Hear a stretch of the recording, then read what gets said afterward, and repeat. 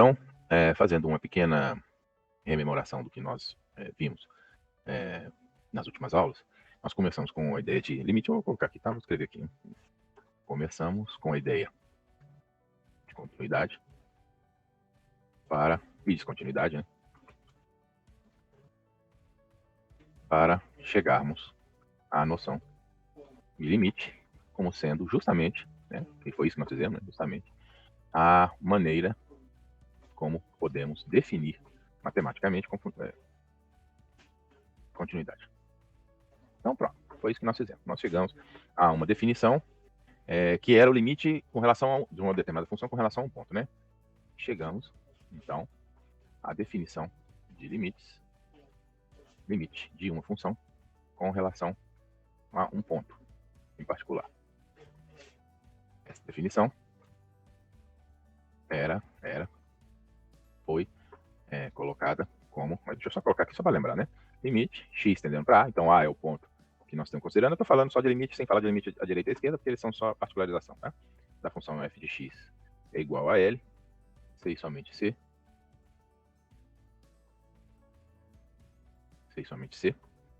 para todo x, para todo epsilon, perdão, epsilon maior que zero, existe delta maior que zero, tal que se x menos A menor que delta, então o módulo de f de x menos L menor do que epsilon. De certa maneira, o que nós estamos dizendo é o seguinte, que diz, se o limite de uma função, vamos colocar sem essas palavras, se uma função tende para L quando x tende para o ponto A, x igual a A, né? Porque existe uma região do domínio, vou colocar domínio, não, vou colocar do eixo x, ao que dentro dessa região a diferença entre a função e o L é sempre menor do que epsilon, um epsilon dado, certo epsilon.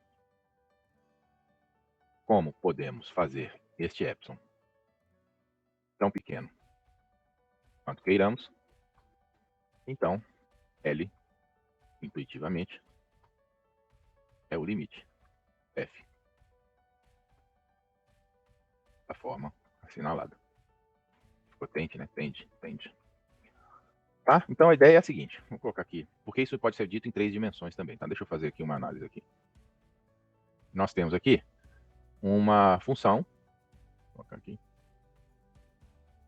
Eu vou colocar em uma dimensão mesmo, que é o que nós estamos fazendo, mas pode ser feito em mais de uma dimensão. Aí, ao invés de intervalo, a gente chama de bola aberta, né? Então é o seguinte, tem uma função lá, vou colocar uma função esculhambada aqui, qualquer. E aí você tem aqui um ponto x igual a A. Nós já vimos, né? Só estou refazendo aqui só para não perdermos essa intuição, tá? Um ponto x igual a A aqui. Tem um limite não, o equivalente da função no ponto A, se ela for contínua, né? Claro que se ela for descontínua isso não vai acontecer.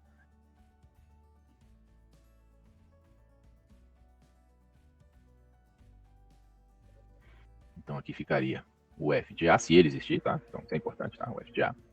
Mas aqui, vamos colocar só limite, né? Para não ter que dizer que a função necessariamente, o limite necessariamente existe, tá? Só para isso. Pronto.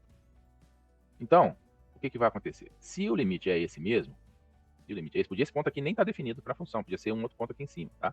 Ou um outro ponto aqui embaixo. Mas se, independentemente, se o limite existe, toda vez que você me der um intervalo aqui, que é aquele intervalo associado ao epsilon, tá? Toda vez, eu vou conseguir encontrar um intervalo aqui. Eu não sei se é esse mesmo, depois eu vou ver. Acho que tem que ser um pouquinho mais perto aqui. Esse talvez tenha que ser um pouquinho mais perto também, que ele vai bater aqui, ó. Ops. Eu vou conseguir encontrar um intervalinho aqui. Tal que, dentro desse intervalo, vou colocar assim.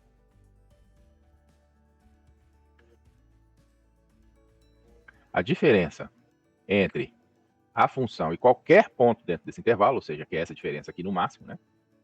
Ou essa aqui de cima, se pegar a parte de cima dela, vai ser menor que esse epsilon que está sendo dado aqui, que é o epsilon que eu vou colocar em vermelho aqui, né? O epsilon seria esse ponto em vermelho aqui. Então, mas o que importa não é que exista um epsilon. Isso é importante, tá? Para entender o que significa aquele quantificador universal. Porque pode existir esse epsilon aqui para um valor igual a 0, ou 1 vezes 10 a menos 30, mas para 1 vezes 10 a menos 32 já não ser verdade. Aí o limite não existe. Tem que ser para todo o epsilon, tá? Por isso que aquele quantificador é tão importante. E aí você precisa garantir que para qualquer epsilon, para todo epsilon que você propuser, vai existir um intervalo aqui, tal que sempre que o x estiver nesse intervalo, a diferença entre o AF e o ponto em que você está calculando a função vai ser menor do que o epsilon que você deu. Então, como você pode diminuir esse epsilon tanto quanto você queira, porque é para todo o epsilon, você vai chegar tão perto deste valor L quanto você queira. Porque sempre vai existir pontinhos aqui, que a gente chama nas vizinhanças, né, do sistema, do ponto considerado, do ponto A, né, que vão permitir você fazer essa conta e ver que o valor é menor. Tá? Então, essa é a intuição que está aqui. Tanto que, em alguns casos, não é escrito dessa maneira. Tá? Não é escrito dessa maneira. É escrito assim, f de x menor que epsilon, sempre que x menos a menor que delta. Eu estou colocando dessa forma porque essa é a forma, digamos assim, mais adequada do ponto de vista lógico para se escrever. Tá? Mas uma outra maneira pode ser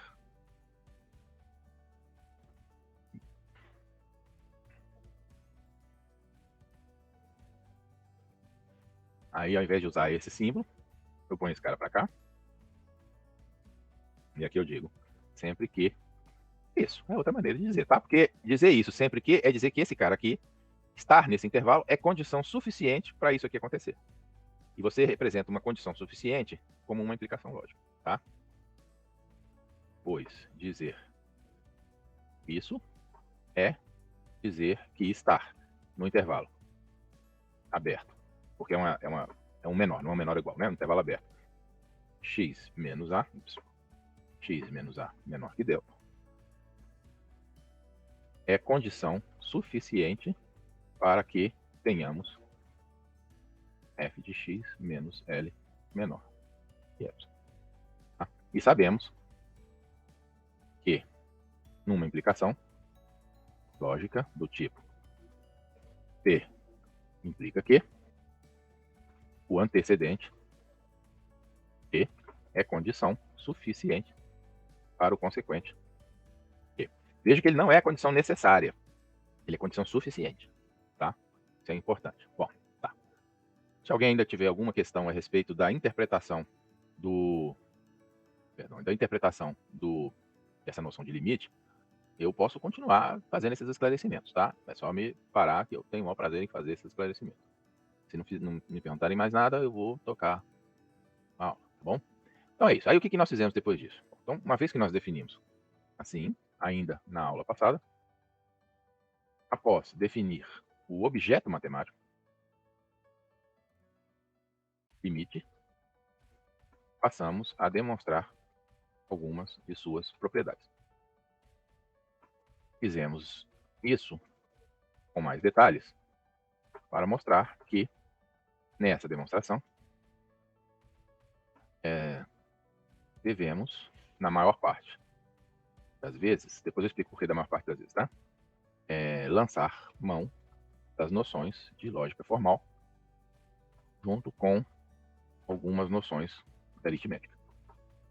É aquilo que eu falei, né? Você desce o nível, vai lá, mexe no nível inferior, depois usa a definição para voltar ao nível superior em que os limites estão sendo definidos. Esse é um processo de construção da matemática, né?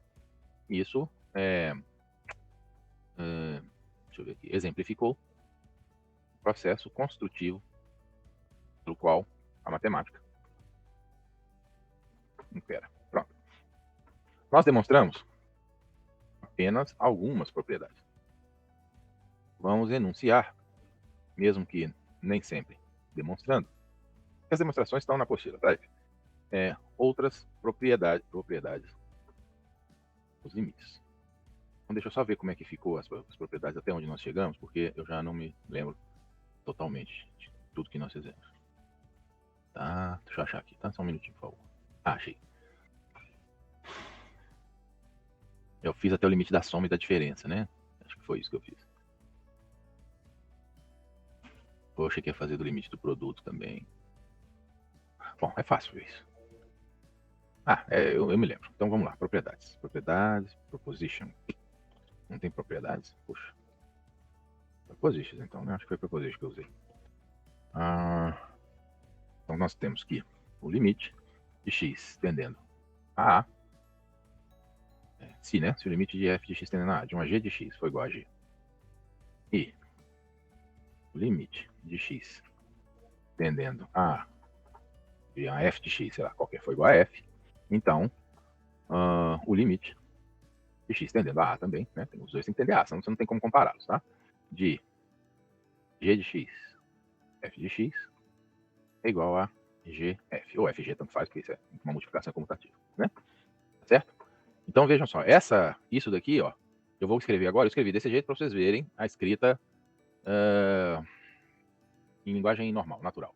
Mas isso aqui pode ser escrito assim, em lógica, né? Na forma lógica, tá? Isso. Então, para demonstrar uma... Vou colocar aqui, proof. Eu vou provar mais uma ou duas, tá? E depois a gente para, tá? Para demonstrar uma coisa como essa, você tem que assumir, né? Assim, para demonstrar uma proposição do tipo P implica que devemos assumir o que P diz e mostrar que Q segue-se necessariamente, tá? Senão a implicação não vale. Porque se ele não seguir necessariamente, P pode ser verdadeiro e Q ser falso. Mas aí a implicação não é verdadeira. Mas você quer demonstrar justamente a implicação. Tá bom? Então tá bom. Então o que nós temos aqui? Né? Nós temos duas coisas importantes. Nós temos o seguinte. Então vamos usar os antecedentes. Como é um E lógico, os dois têm que valer, né? Obviamente, né? O E só é verdadeiro, o E lógico só é verdadeiro quando ambos são verdadeiros. Então eu vou escrever isso aqui de uma outra maneira. Eu vou escrever isso aqui. Agora eu já vou começar a usar a propriedade de limite. Porque qual é o limite de G, que é uma constante, quando x tende para A? G. Então eu posso passar o G simplesmente para cá, escrever isso aqui como zero, e colocar isso aqui, e colocar isso aqui dentro de colchetes. Então aqui eu já usei a propriedade 1, que é aquela propriedade que o limite da constante é a própria constante, tá? Faço a mesma coisa, esse cara aqui. Passo o f para cá, com menos, né, claro. E isso aqui vai ser simplesmente zero, usando a mesma propriedade, né? Novamente, tá bom? E aí agora eu vou usar um truque, né? Agora, assuma a seguinte identidade. G de x menos g, vezes f de x menos f. Eu não sou bobo, eu tô colocando isso aí porque, de alguma forma, é o que vai fazer aparecer aqui, tá bom? Mas vai fazer aparecer de um jeito bem legal. No final das contas, é o que me interessa, é g de x, f de x, menos g. Professor, Pois não. fiquei com dúvida agora. Você está passando o resultado do limite para dentro da... Tipo, Do você tem operador de limite de limite. g de x igual a g. G. Aí você Isso. passa esse g para dentro do limite? Porque o Como limite de diferença? uma constante porque eu já provei duas coisas aqui. Eu usei, na verdade, as propriedades 1 e 3. Por quê? Porque eu usei que o limite, a propriedade 1 diz, o limite de uma constante é igual à própria constante, tá certo? E g é uma constante. Tá? Uhum. Deixa eu colocar isso aqui explicitamente, tá? Porque isso pode ser interessante para vocês guardarem. Veja que usamos, primeiramente, que o limite de uma diferença é igual à diferença dos limites. Usei isso, foi a propriedade 3. Eu demonstrei na aula passada. Depois, usei que o limite de uma constante é igual à própria constante. De fato, fazendo isso, ficamos com... Então veja só, eu tenho isso aqui igual a g. Vou fazer o passo só para um deles, né? O outro é similar. Tá? Mas agora eu vou fazer isso aqui. Vamos ver se eu chego no mesmo resultado. Pela propriedade 3, tá? Pela propriedade 3, o limite de uma subtração é o limite de uma subtração é igual à subtração dos limites, né? Então isso aqui vai ser a mesma coisa que x tendendo para A, g de x, menos limite x tendendo para A, g. Continua dando zero. Aí eu posso passar para o lado de lá, né? Mas pouco importa. Mas isso aqui, ó, é o próprio g. Então aqui eu usei a propriedade 3.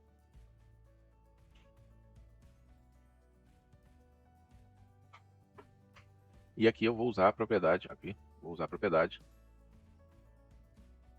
1.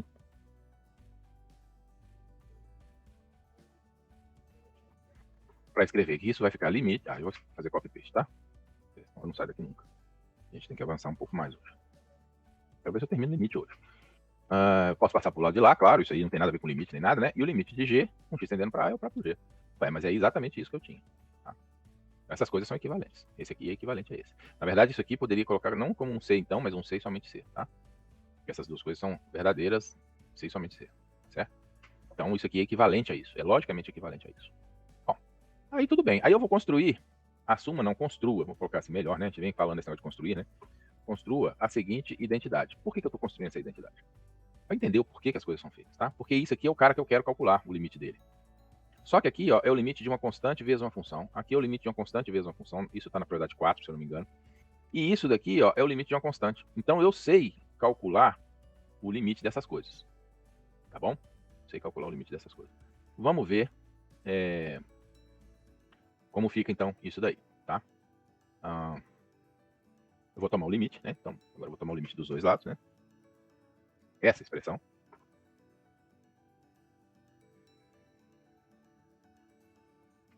Como vai ficar? Agora eu vou pegar um limite aqui só para não ter que escrever esse troço toda hora, senão eu vou ter que ficar escrevendo muitas vezes aqui. Isso. Vai ser igual.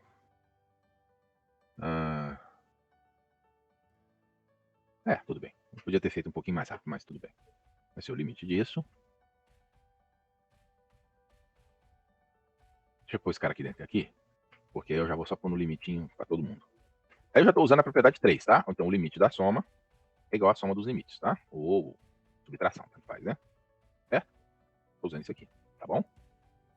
Propriedade 3. Este cara é o cara que eu quero. Isso é importante, tá? Sempre nessas demonstrações saber onde é que essas coisas estão aparecendo. Eu quero. Ops. Vou fazer um troço aqui. Peraí.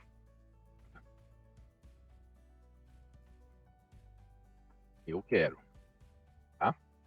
Então, de modo que eu vou passar esse cara pro lado de lá, porque é quem eu quero, né? Lado de lá. E já vou usar a propriedade 4, que é o limite de uma constante vezes a função. Acho que essa era a propriedade 2, né? Não, não é 4, não é 2, perdão, tá? É a propriedade 2.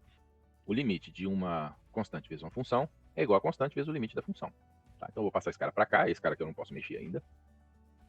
Deixa ele quieto aqui. Aí aqui vai ficar menos g, o limite desse troço. Vamos colocar tudo aqui para... Peraí. Menos g é o limite desse cara, menos f o limite desse, e aqui menos fg, porque fg é uma constante, certo? Então o limite da constante.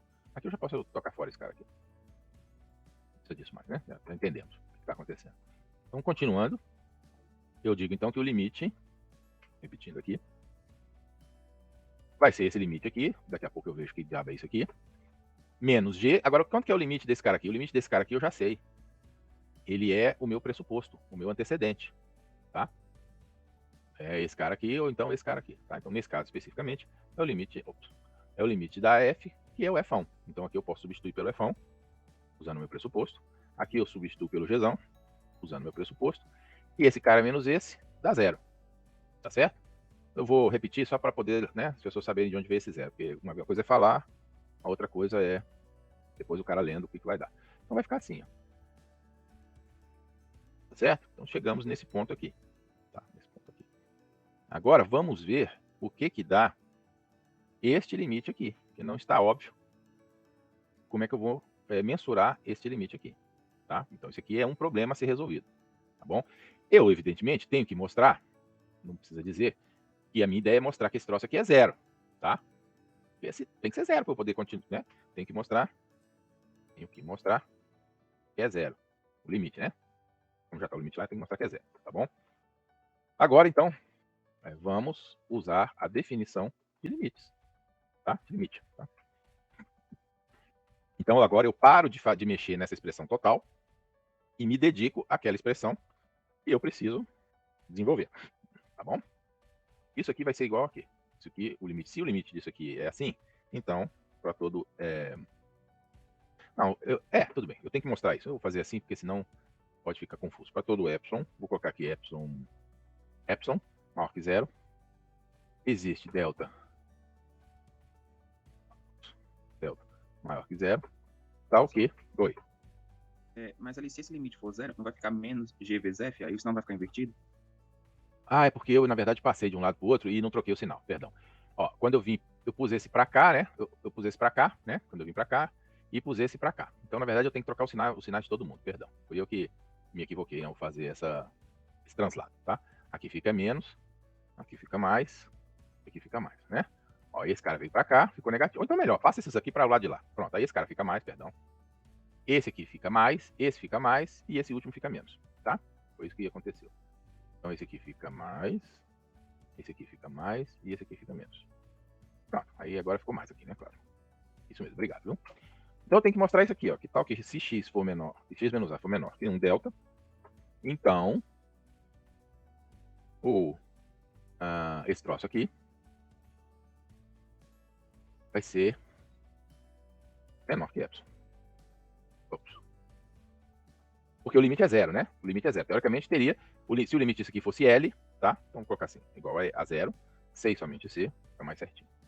6 somente C, isso aqui, tá? Teoricamente teria um L aqui, mas esse L é zero, tá? Menos zero.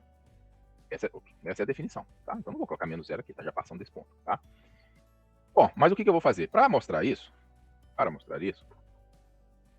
eu recorro novamente às minhas premissas, tá? Que são aqueles dois limites.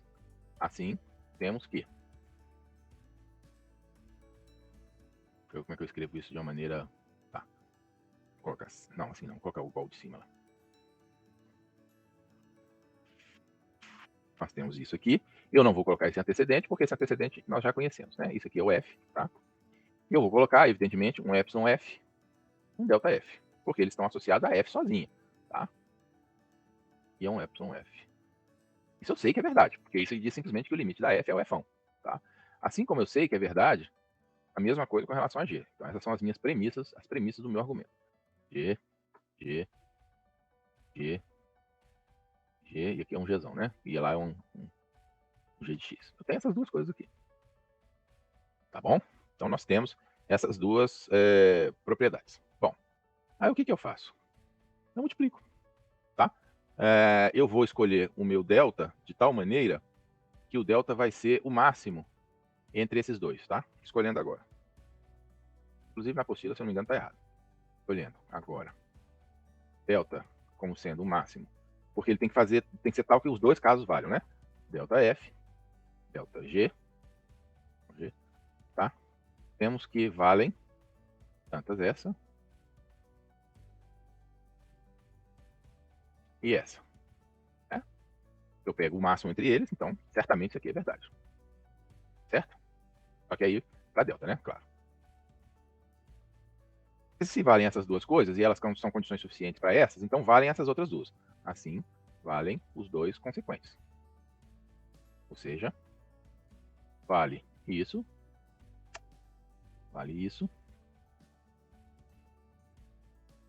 e vou colocar assim, vale isso. Note que é tudo maior que zero, né? De modo que propriedade de módulo, né? Propriedade de módulo. Esse cara aqui, e propriedade, e lembrando que tudo é positivo, porque senão podia ter um problema de mudança de sinal, né? De sinal de desigualdade, menos epsilon F, epsilon G. Certo? Mas, para uma propriedade de módulo,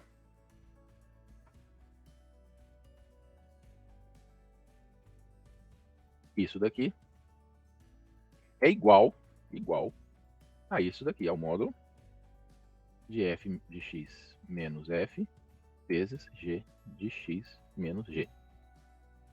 O módulo de A vezes o módulo de B, o módulo de A vezes B, tá? Tal sorte que eu posso agora dizer que,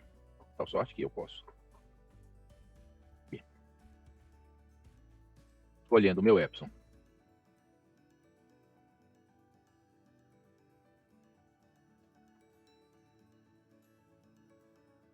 eu posso escolher, porque ele é para todo, tá? Então, para todo, epsilon maior que zero, existirá um delta maior que zero, ao que, Se isso aqui é verdade, né? Para x menos a menor que delta, isso vai implicar que esse troço aqui, que veio daqui, será menor que epsilon. Mas isso aqui é exatamente a definição de dizer a mesma coisa que dizer que o limite disso aqui é igual a zero. Porque o Lzinho que era para estar aqui é zero, né? Que é o mesmo, como já ressaltamos acima, anteriormente. Esse troço aqui. Ora, se isso aqui é zero, então o limite disso aqui é g vezes f.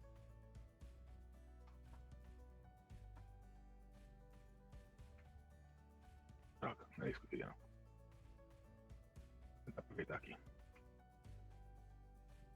Se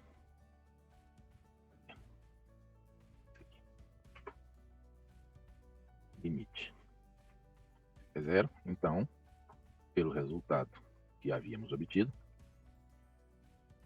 é isso aqui, que é o que eu queria mostrar. Então vamos retornar aqui para ver essa demonstração, ela é um pouco mais longa. Vamos lá. Eu queria demonstrar que se o limite de g é gzão e se o limite de f é fzão, o limite do produto é o produto dos limites. Percebem isso, né? O limite do produto é o produto dos limites, tá?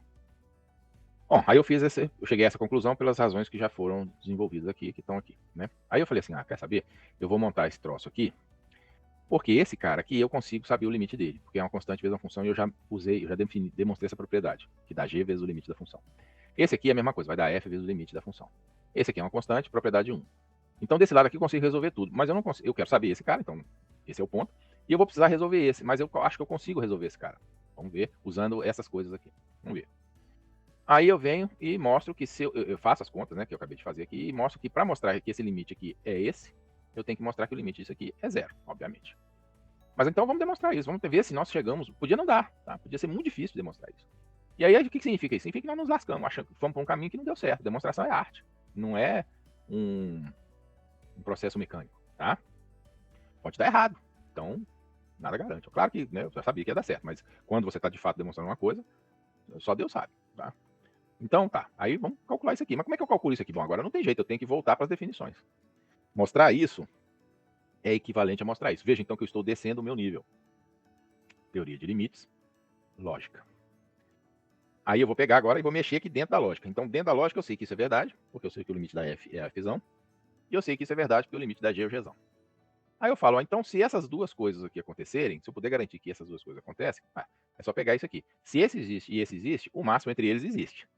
Sem problema nenhum. Então, certamente vai existir um delta, tal que x menos a é menor que delta, e essas duas coisas serão verdadeiras. Certo? E, portanto, valem os dois consequentes, que são esse e esse. Ou seja, isso que está aqui. Mas se isso é verdade, o produto, como tudo positivo, o produto tem que manter o sinal de desigualdade. Usando a propriedade de módulo, eu sei que isso aqui é igual a isso. Opa, cheguei naquilo que eu queria. Ó. Cheguei naquilo que eu queria.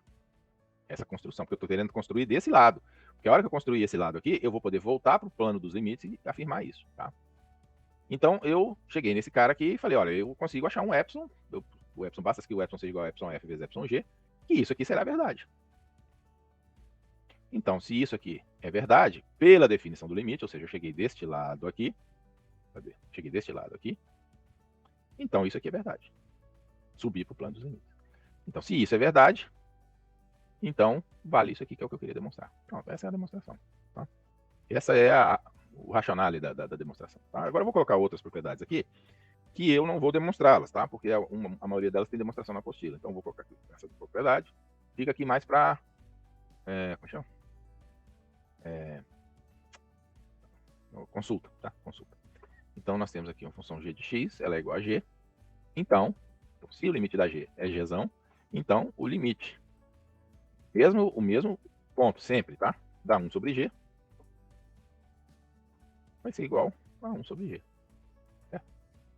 E você pode demonstrar isso diretamente, tá? Usando diretamente as noções lá de limite mesmo. Né? Precisa fazer um truquezinho lá, mas, bom, como eu disse, tem na apostila, né? Então, tranquilo, tá? A próxima é limite x tendendo a da divisão, tá? Nós fizemos da multiplicação. O da divisão vai ser fácil, né? Porque a divisão é uma multiplicação pelo inverso, a multiplicação pelo inverso já foi feita, o inverso já foi feito, perdão. Você usa a propriedade de multiplicação e a propriedade de multiplicação, a propriedade do inverso, e você chega no lugar. Tá? Que você quer. Bom, eu tenho que colocar aqui os antecedentes, né? Peraí. Limite. É isso aqui. E. Isso é importante, tá, gente? Porque o limite tem que existir. Porque se o limite não existir, não há nem o que falar, né? O limite da f não existe, aí complicou tudo, tá? Então o limite tem que existir.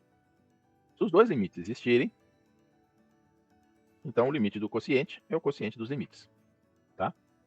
Então aqui você usa as propriedades que já foram demonstradas. Esse outro aqui também é muito importante, que é da função composta, tá? Eu podia estar pondo nome para isso, mas não precisa não, né? Colocar aqui limite do quociente, limite do inverso, não precisa disso não, vai. Todo mundo sabe o que eu tô falando.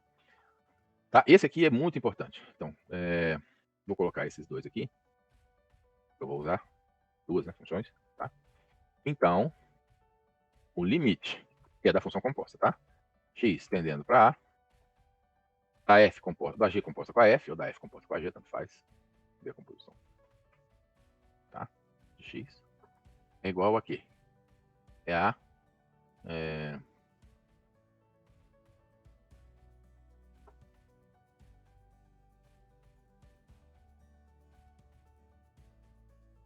eu vou colocar assim, G, vou pensar como é que eu posso expressar isso aqui. Vamos colocar isso aqui de uma outra maneira, que é a maneira que vocês já meio que conhecem.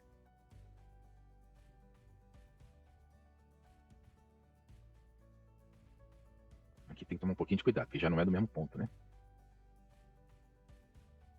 Isso aqui que tá me atrapalhando a vida, peraí. Aqui eu posso pôr A, mudar isso aqui. O X tende para A. Depois eu vou explicar melhor isso aqui, tá? Porque isso aqui, mesmo que eu não faça demonstração, eu tenho que explicar por que isso está acontecendo, tá? Vou escrever um Y. Aí você vai falar assim, pô, mas por que esse cara tá escrevendo um Y? Tá, vocês vão ver daqui a pouco, tá? Isso aqui é G. Então vejam só, isso aqui eu preciso realmente fazer uma explicação por gráfico, porque nem todo mundo aqui pode estar muito versado em função composta. Então vamos lá. Ops. Vou apagar isso aqui. Esse gráfico, inclusive, se bobear, eu vou mandar ele lá para o texto, tá? Deixa eu baixar um gráfico de função composta. E tem que lembrar que as funções compostas, enquanto eu procuro aqui, eu vou falando, tem que lembrar que as funções compostas, elas atuam em conjuntos diferentes, né? Peraí. Vou colocar aqui. Tomara que fique grandona. Não, não ficou. Se eu aumentar vai ficar um lixo, eu acho. Deixa eu ver se eu pego uma grandona aqui.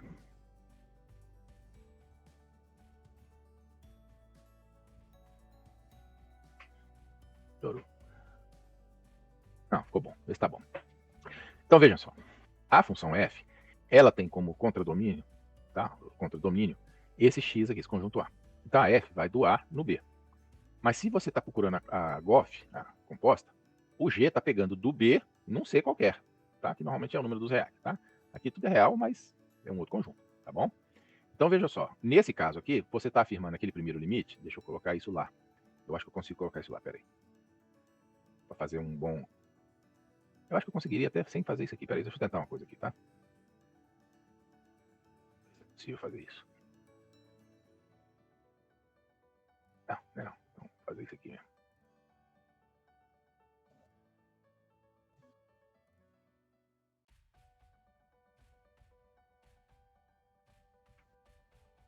Então, esse limite, ó, este cara está aqui, este cara está aqui, tá certo? É como se fossem os eixos, né? O eixo X, o eixo Y. Agora, esse cara está pegando do eixo Y e mandando para um outro eixo Z, tá? Tudo eixo real, mas são eixos diferentes. Então, esse cara aqui,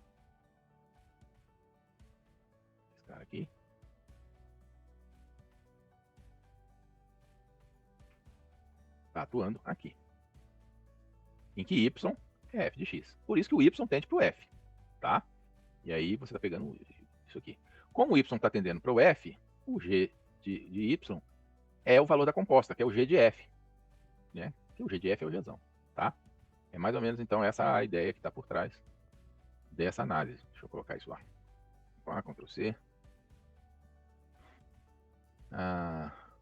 Ao invés de colocar prova, vou colocar aqui remark. Tem um comentário, né? Vejam que essa situação pode ser representada como na figura a seguir. Diminui um pouquinho. Ficou bom. Tá certo? o limite da f está atuando aqui, o limite da g está atuando aqui. Mesmo que todos sejam conjuntos reais. Mesmo que todos sejam conjuntos reais, tá? De números reais, né? Claro. Tá bom? E aí, o que nós temos, então, no final das contas, o que nós temos é essa relação. Veja que a g da f, porque isso aqui é a mesma coisa que isso aqui, ó. Isso aqui poderia ser escrito, talvez valha a pena escrever isso de uma segunda maneira, que é isso aqui. A g da f, né? G da f de x, tá? G da f de x. Bom, então é isso. Aí veja só, o que é, basicamente, a ideia basicamente é o seguinte: o que é que eu tenho que fazer para sabendo que esse limite aqui é verdade?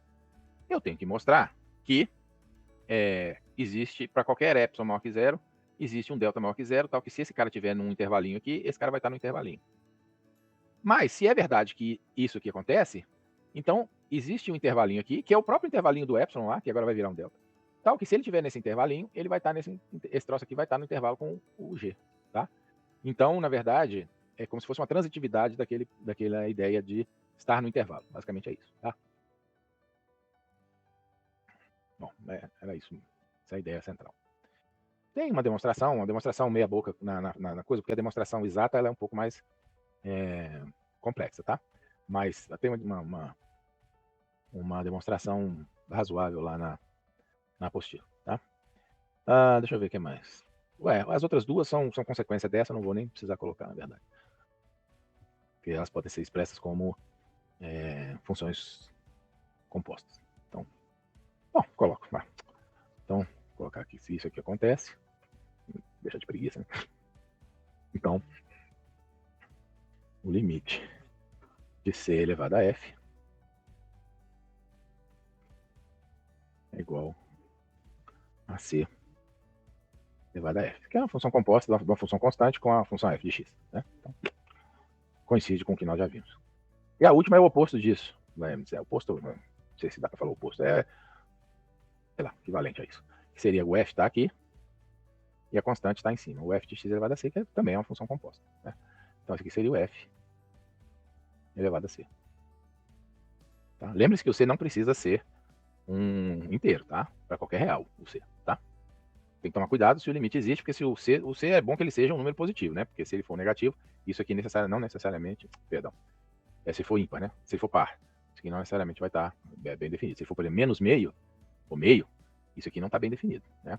Porque só vai ser verdade para uma restrição do domínio do x para os positivos, tá? Se ele for meio, ou qualquer raiz do tipo, tá? Ok, perfeito.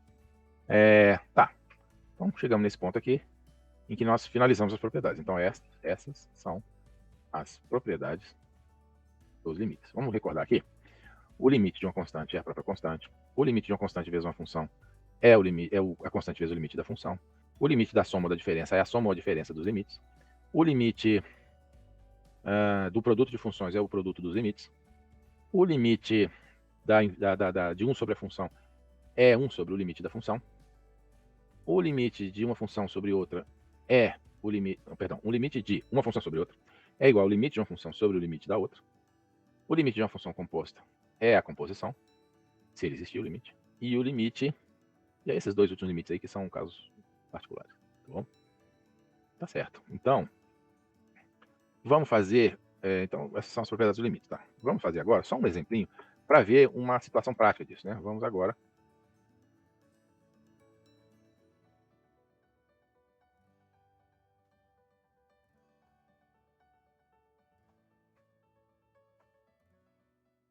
esse negócio de função mais simples é crucial, tá? Porque eu vou justamente argumentar que não dá para ficar nessa de fazer desse jeito, porque desse jeito vai ficar duro de conseguir fazer para uma função mais complicada, tá? Então, o exemplo, que é o que está na apostila, tá? Mostre, usando a definição, limite, e o limite de x tendendo para 2, de x ao quadrado menos 3x igual a menos 2. Ops, igual a menos 2, tá? Mostrar isso. Uma solução diz o seguinte, pela definição, não é usando a definição, então pela definição, o que nós temos? Para todo x, todo epsilon, maior que zero, existe delta. Se é verdade, isso tem que acontecer, né? Maior que zero, tal que sempre que x for menos 2 for menor que delta, então x ao quadrado menos 3x mais 2, né? Menos 2 é mais 2, vai ser menor que epsilon. Certo? Nós temos que mostrar isso aqui. Agora, para mostrar, podemos usar que o quem é esse x ao quadrado menos 3x mais 2, né? Então, eu não estou querendo fazer aparecer esse cara aqui, ó, porque isso aqui é uma coisa que eu posso usar, né? Então, se eu conseguir escrever este cara aqui em termos disso aqui, eu vou poder resolver meu problema, tá? Então, essa é a ideia básica do problema, tá? Okay. Então, x ao quadrado menos 3x mais 2 é igual x menos 2 ao quadrado, para fazer aparecer, né? Aí, só que aí vai aparecer menos 2x, menos 4x, perdão. Menos 4x. Então, aqui eu queria colocar um x, né? Para ficar menos 3x, tá bom? Mas aí vai aparecer um mais 4. E não tem mais 4 ali. Tem mais 2. Então fica isso aqui. Opa, beleza. Então já consegui escrever. Certo? Usar aqui. Assim. Assim. Ficamos com... tendo que demonstrar. Pode ser, ficamos tendo que demonstrar. E esse troço aqui. Oxe, pensei que eu tinha copiado. Ok, não importa. Isso aqui vai ser menor. Mas vejam, isso aqui, ó, nós já vimos esse negócio de, né, soma de módulo da soma de módulo, né? Então isso aqui a gente sabe que é maior. E isso aqui. Acho que eu não preciso nem fazer isso.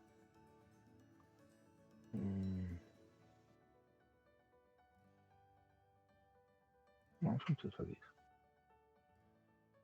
Então, se isso aqui for verdade, isso aqui vai ser menor.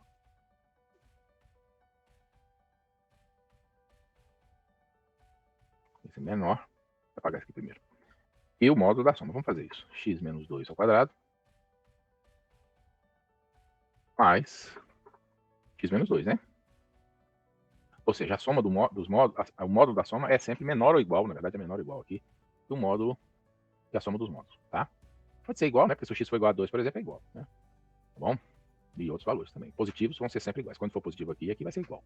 Quando esse aqui der negativo, esse não pode dar, mas quando esse for negativo, esse vai ser menor, tá? Então, de modo que se,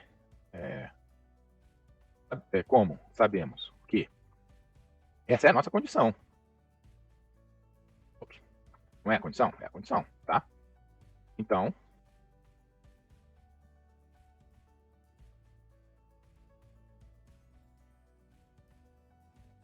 porque agora vira menor, né? Porque esse cara aqui é menor, esse cara aqui é menor, então menor não é menor ou igual. Percebem? Verdade, tá? Ora, como temos um quantificador universal para epsilon, escolher epsilon igual a delta. Aí você fala assim, pô, mas tá estranho, porque escolher um epsilon. Como assim escolher um epsilon? Não é exatamente isso. A ideia aqui é mais ou menos o inverso, na verdade, tá? Porque quem você escolhe é o epsilon, né?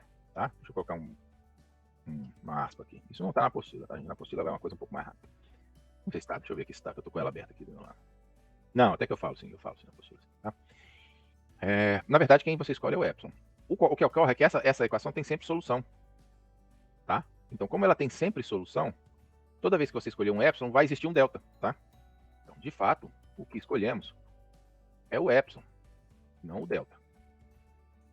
Mas veja que, então, se você inverte essa equação, né? Se você inverte essa equação aqui, ou seja, resolve para delta, solve exact delta.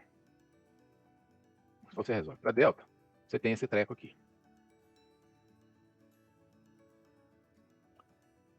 Né? Então você tem isso aqui. Delta pode ser igual a isso, ou delta pode ser igual a isso, mas isso aqui é negativo. Então delta não pode ser negativo, você elimina. E agora esse cara aqui é necessariamente maior do que 1. Né? Na verdade, maior do que 1, tá certo? Porque o epsilon é positivo. Então esse cara aqui, ó, este cara é maior do que 1. Portanto, este valor aqui é maior do que este valor que está aqui. Então delta é maior que 0. Então qualquer epsilon que você escolher, você vai encontrar um delta, tal que se você estiver dentro do delta, você vai estar dentro do epsilon. Tá? Então vamos fazer um exemplo aqui. Assim, como exemplo numérico, que isso eu não faço na apostila, podia ter feito, né? Numérico, passamos epsilon 1 igual a 0,01. Então, se isso é verdade, eu consigo encontrar um delta que vai ser igual a isso aqui, com 0,01 lá, né, claro,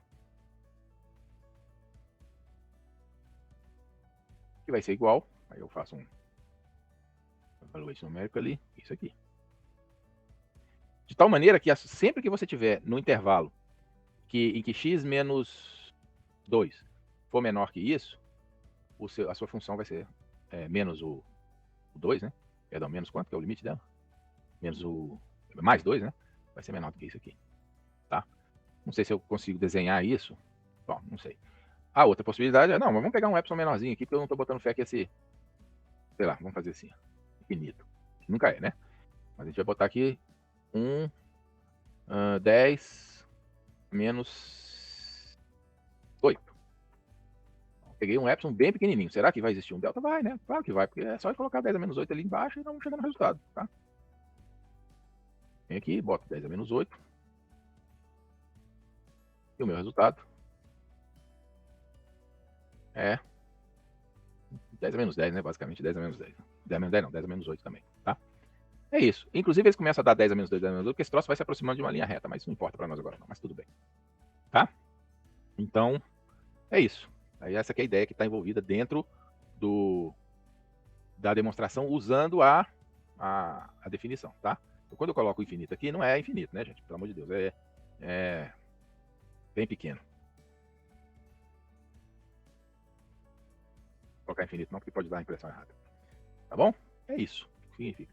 O problema disso tudo é o seguinte, me lasquei. Agora vocês podiam pensar assim, ué, rapaz, esse troço está me dando a impressão de que isso aqui vai valer sempre. Mesmo que eu bote aqui um 8. Será que vale se eu colocar 8? Não, então vamos colocar um outro exemplo para ver. Então, o exemplo anterior passa a impressão. Passa não, mas pode passar, né? Para mim não passa não. E que poderíamos colocar como limite qualquer número. Vejamos. Era igual a 8. 8? Pode ser 8, não faz. Ficamos com. Isso aqui seria isso aqui, né? X tendendo para 2 é igual a 8. E seria bom colocar uma interrogação, porque senão fica parecendo que a gente é burro. Quero mostrar isso, quero mostrar isso. Pode pôr menos 8 também, se vocês quiserem, mas tanto faz, não vai mudar nada, tá? Vai dar um horror do mesmo jeito, tá? Bom, então vamos ver se isso é verdade. Vamos colocar aqui na definição, que foi isso que nós fizemos desde o início lá. Se for verdade, então nós estamos assumindo que é verdade, né? Se for verdade, nós temos que chegar numa identidade, tá? Aqui fica menos 8. E aqui fica menos 2 do mesmo jeito. Eu vou fazer a mesma coisa que eu fiz, eu vou tentar fazer aparecer o x menos 2 aqui nesse bagulho, né? Fazendo. Usando a mesma estratégia. O exemplo anterior. Vamos com isso aqui, ó. Este carinha aqui pode ser escrito como sendo x menos 2 ao quadrado, beleza. Mais, né, x menos 2, beleza. Só que agora tem um problema. Tem esse cara aqui que é 8. E isso faz diferença. E veja só, isso aqui dá x ao quadrado menos 4x mais 4. Isso aqui dá x. Então você ficou com x ao quadrado menos 3x, tudo bem. Mas cuidado, porque agora você ficou com x ao quadrado menos 3x, e aí vai ficar, tinha um 4 aqui, e vai aparecer um 2 aqui. Então vai aparecer um 6. Então, ao invés de dar esse 0 que deu aqui, ó, vou aqui só para frisar, vai aparecer aqui um mais 2. Esse é o ponto. Certo? Esse é o ponto. Então veja só o que acontece. Só para garantir que é a mesma coisa, tá? Vou fazer aqui um expand, só para vocês verem que 8, né? Então aqui na verdade não é mais 2. É mais 10, né? 10. Vamos ver. Começar aqui. Expand. Oxi. É o 8. É o 8, né? Isso aqui vai dar 4. Menos 2 dá 2. Então é 6. Acho que é isso. Vou fazer essa conta aqui. Não vai ficar perdendo meu tempo pensando nisso, não. É isso mesmo, né? Ó, tá? Isso aqui é isso aqui. Ok. Mas então agora o que você tem? Mas agora, usando de novo aquela mesma estratégia, né? Isso aqui, o módulo disso aqui, né? Que é o que nós temos, é o módulo disso, é de fato menor do que a soma dos módulos, né? Só que a soma dos módulos vai ser o módulo, deixa eu colocar aqui mais, módulo, módulo mais o 6. Tem um módulo desse, vai ser menor ou igual a isso, né? Na verdade é menor ou igual, já vimos isso. O módulo desse e aquele ali. E a gente sabe que isso vai ser menor que delta ao quadrado, mesmas razões de antes. Delta mais 6. E aqui é o bode. Porque eu poderia pegar, e se eu escolhesse isso aqui, ó, ora, se escrevermos epsilon é igual a delta ao quadrado mais delta mais 6, lascou. Porque à medida que o delta for ficando pequeno, o epsilon vai parando no 6. O delta é positivo, né? À medida que você não pode escolher um epsilon menor que 6. Se você escolher um epsilon menor que 6, isso vai dar pau, tá? Vejam, pois, que não podemos escolher um epsilon menor que 6. Tem que valer para todo o epsilon, mas não vai valer para todo o epsilon.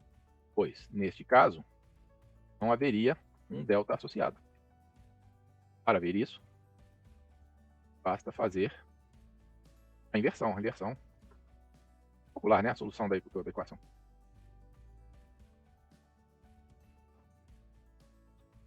Calculando essa equação aqui, a solução dela, que é quando eu inverto, né? Inverto assim, que eu posso falar em termos de um epsilon solto, né? E um delta. Esse cara aqui dá totalmente negativo, então não quero nem conversar com ele, mas nós temos esse cara aqui, ó. Esse cara aqui, ele em princípio pode ser positivo.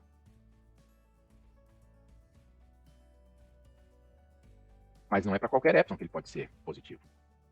Para epsilon menor do que mais ou menos 6, né? Perdão, para epsilon menor que 6, isso aqui já vai começar a dar bode, né? Tá? Vai começar a dar bode. E veja-se, então,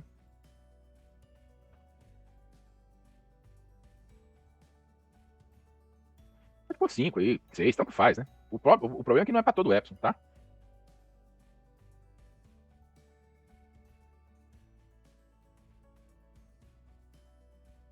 Tá certo? Sei lá, por exemplo, então, se eu fizer o epsilon igual a 13, vai dar certo. Por quê? Eu vou encontrar um delta. Só substituir, né? E fazer a conta.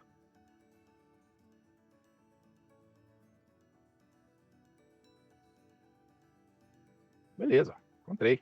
Para esse epsilon, eu encontro um delta. Isso é tranquilo. O problema é quando eu quero diminuir o epsilon, porque é para todo o epsilon, e eu quero sair diminuindo esse epsilon feito doido. Eu coloco esse epsilon, vou colocar o 6 aqui só para ver o que dá, tá? O delta vai ter que ser 0, né? Óbvio, né? Porque 4 vezes 6, 24, menos 23 dá 1, menos, tá? Dá 0, né? Mas o delta não pode ser 0. O delta tem que ser maior que 0.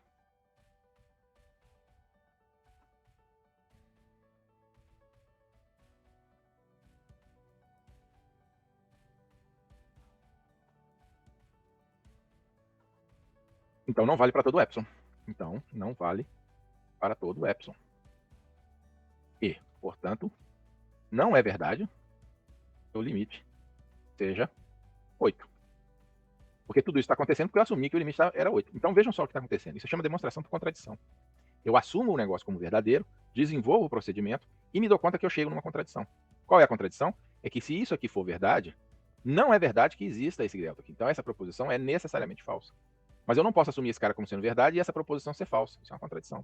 Porque isso aqui é verdade, se e somente se isso aqui for verdade. Então se não sei somente se um é verdadeiro, o outro tem que ser verdadeiro também. Tá? Então isso aqui é um exemplo. Ação por contradição. Assumimos, equivocadamente, eu não vou dizer que assumimos, tá? P. P. Quem é P? Limite lá.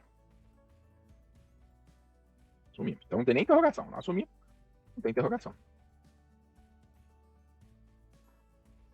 Mas P é se somente se que.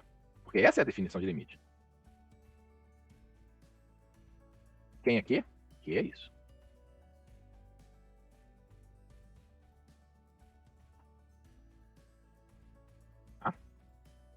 Então, P é verdadeiro. Então, estamos assumindo que P é verdadeiro. E, como temos que C e somente C, que P tem que ser verdadeiro. Mas chegamos à conclusão, anteriormente, né? Que é falso. Porque não é verdade que para qualquer epsilon existe um delta maior que zero, tá?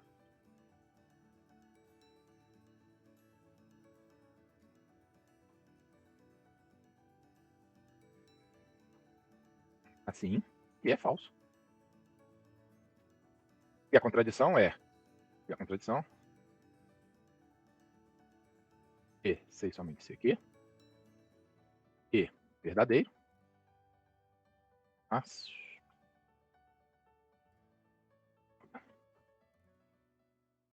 Contradição. Como chegamos numa contradição, é porque o que nós assumimos no início é falso, tá? Assim, concluímos que nossa hipótese, trabalho, que era o P, é falsa, tá? Então, o limite, chegamos à conclusão, e o limite. Se o limite disso aqui for igual a 8 é falso, qual é o verdadeiro, hein, gente? Qual é a proposição verdadeira se essa proposição aqui é falsa? Não sabe? Isso é lógica, gente. É só vocês saberem falar. Vocês sabem falar, não sabem? Então, se vocês sabem falar, eu digo A igual a B. Ainda se a pessoa diz não é falso que A igual a B. Então o que eu posso dizer?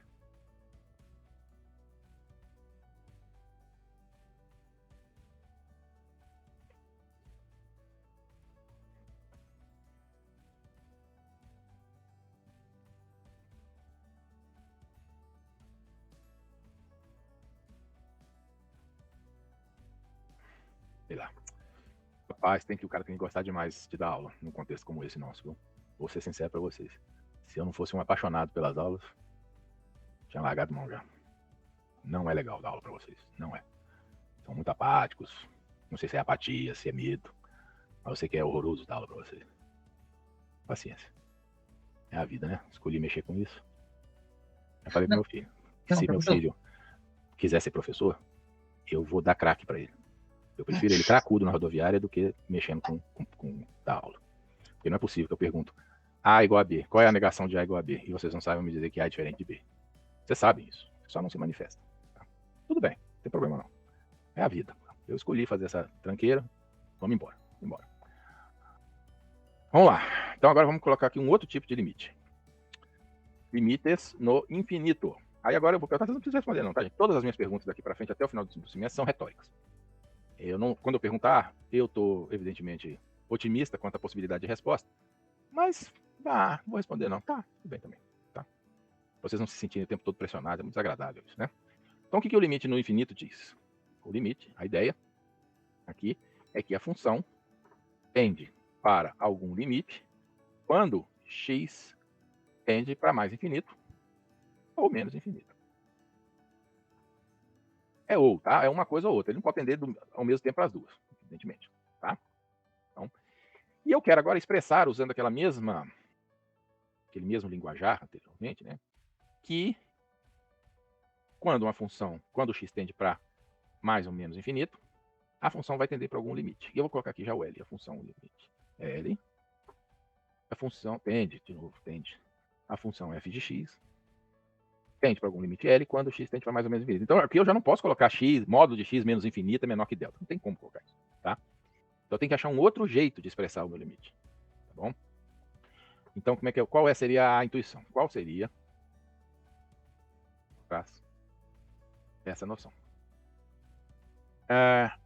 A ideia por trás de x tender a infinito é permitir que o x seja maior que um m ou um n, tá?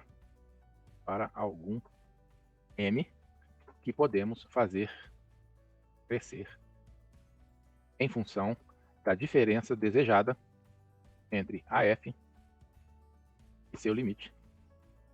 Ou seja, a medida, ou seja, ao tomarmos Aqui eu tô falando agora, tá, gente? Eu não tinha pensado nisso, não. Menor que epsilon.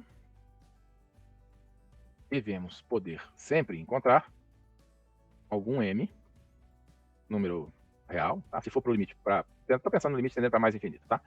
O outro é fácil de ver. Então, um m, maior que zero, ao que sempre que x for maior que m, o f de x, esse troço aqui vai ser verdade. Ou seja, é como se eu estivesse dizendo o seguinte, a assíntota da minha função é L. É isso. No final das contas, é isso que é uma assíntota. É a ideia de uma assíntota. Deixa eu até ver se eu consigo uma imagem aqui para poder fazer uma coisa mais visual. Assíntota. Horizontal. Ótimo. Essa aqui é um excelente exemplo. Excelente exemplo. Copiar a imagem. Será que eu trato ela aqui? Deixa eu ver. Essa é a minha função. Tá? Isso aqui é o y igual a 1. Então, esse cara aqui é o 1. Então, o que vai acontecer? Vamos escolher um epsilon aqui assim. Ó. Esse é o meu primeiro epsilon. É o epsilon 1. Tá? Ou seja, eu quero que a diferença entre a função e o limite dela, que é 1, seja sempre menor que epsilon. Então, se esse é o epsilon, podia ter colocado em outro lugar, né? Peraí. Vou pegar o epsilon aqui assim. Essa distância aqui assim. Então, se esse é o meu epsilon, deixa eu pegar aqui. Eu vou encontrar, essa é a pergunta, né? Eu vou encontrar um delta a partir do qual, a partir do qual a diferença entre a função e o seu limite, que é esse valor aqui, a diferença é isso aqui, né? Seja sempre menor, diferença, né? Entre a função e o limite, tá? Seja sempre menor do que o epsilon. Sim. Tudo que for daqui para cá, para x maior que esse m aqui, é verdade isso. Veja que não é verdade aqui, ó. Ela fica menor? Fica, mas depois ela fica maior de novo. Ela fica menor? Fica, mas depois fica maior de novo. Aqui assim, né? Mas depois de um certo ponto, se é verdade que o limite dela para o infinito é o y igual a 1, então, a partir de um ponto, ela vai ficar sempre menor. Sempre menor. Tá? E aí eu consigo, então, achar esse m. Porque eu podia pegar um epsilon menor. Tudo bem. Pega. Pega o epsilon aqui agora, ó. Peguei um epsilon menor. Então, se eu pegar esse epsilon menor, esse cara vai bater... Droga. Vou dar uma ajeitada aqui. Esse cara vai bater aqui. É o mesmo m? Não, porque você diminuiu o epsilon, você empurrou o m lá para frente. Mas o que importa não é o valor de m, é que ele exista. Então, nessa perspectiva aqui, deixa eu levar isso para lá. Olhando para a figura.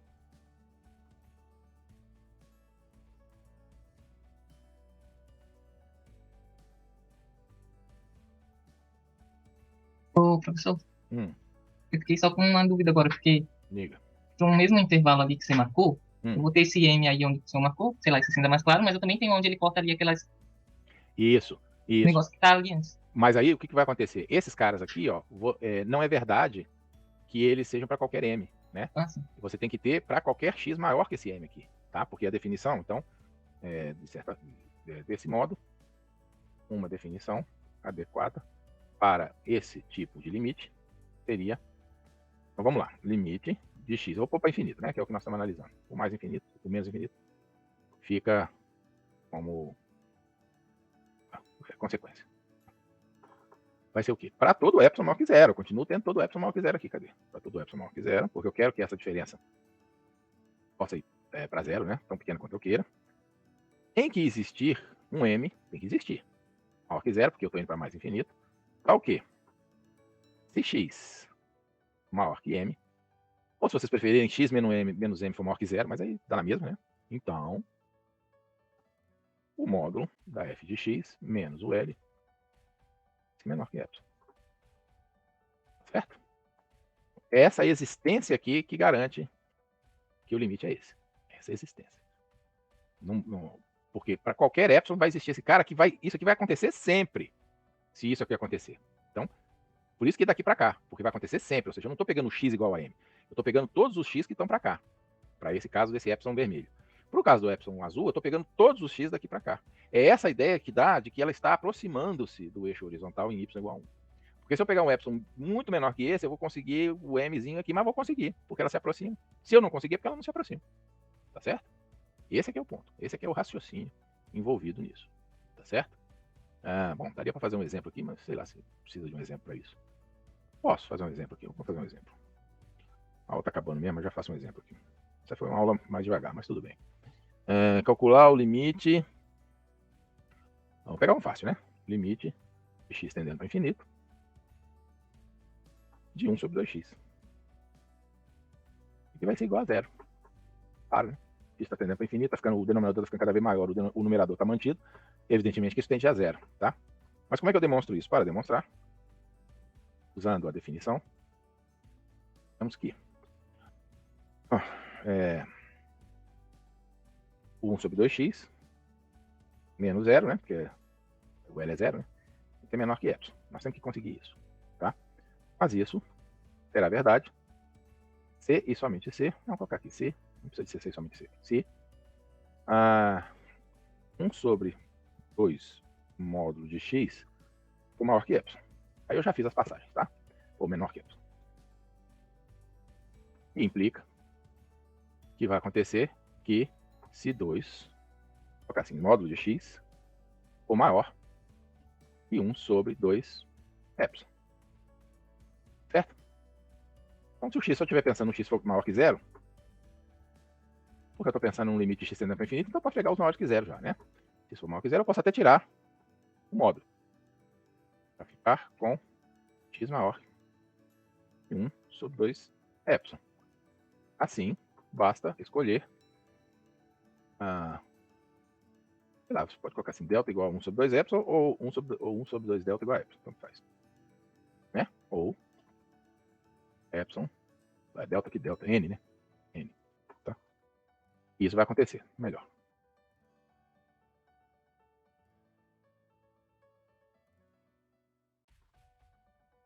Ou seja, isso aqui será verdade. Você vê isso aqui agora. Será verdade que se o x for maior que, eu podia pôr m, né? Aqui eu estou chamando de m. Se o x for maior que 1 sobre 2 epsilon,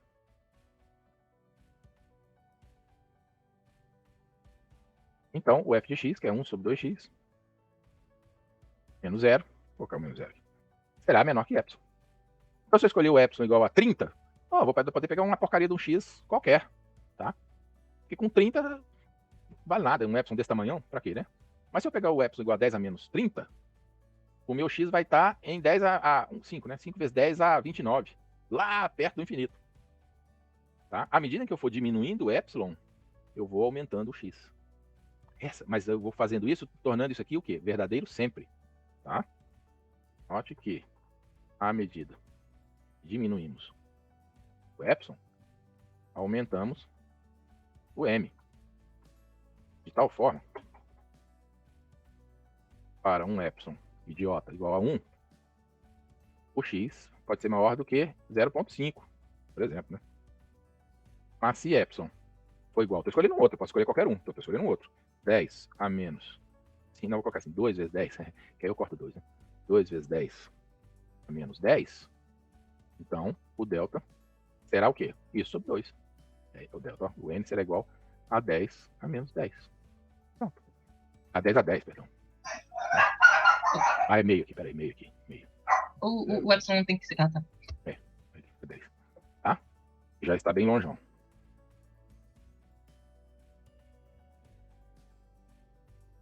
Isso, é isso, tá?